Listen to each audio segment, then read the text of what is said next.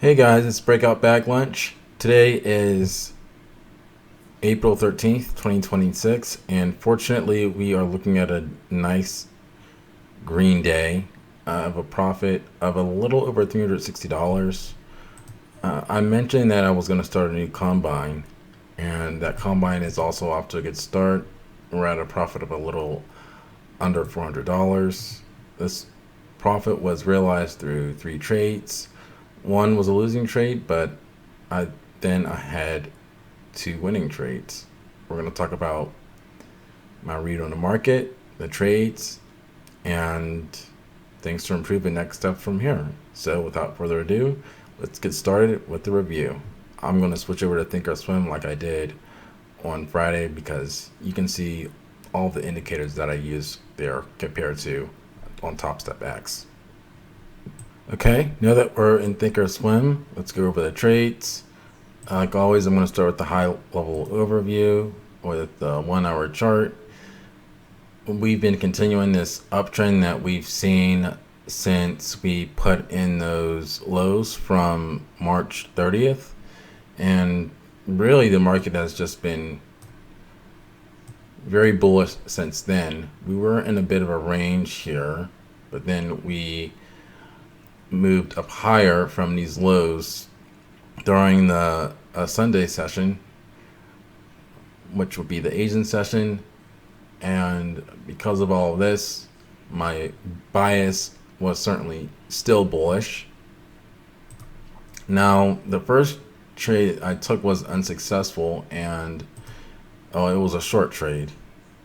Now you might be thinking, oh, breakout bag lunch, why would you take a short trade if you had a bullish bias?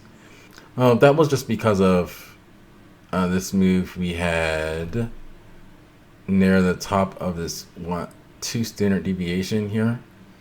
I was thinking we'd see possibly a retracement to VWAP. So once we put in this break below the 5-minute opening range here, I decided to go short once we had a move back up, a little bit of a retracement and then a rejection. So then I sold, I went short. I worked out a bit at first, but then we had this huge spike up. So I sold at about a $160 loss. Now with this, a double bottom being put in place, and the fact that we were just above VWAP for the entirety of the entirety of a pre-market. I was pretty much only looking at long trades from here.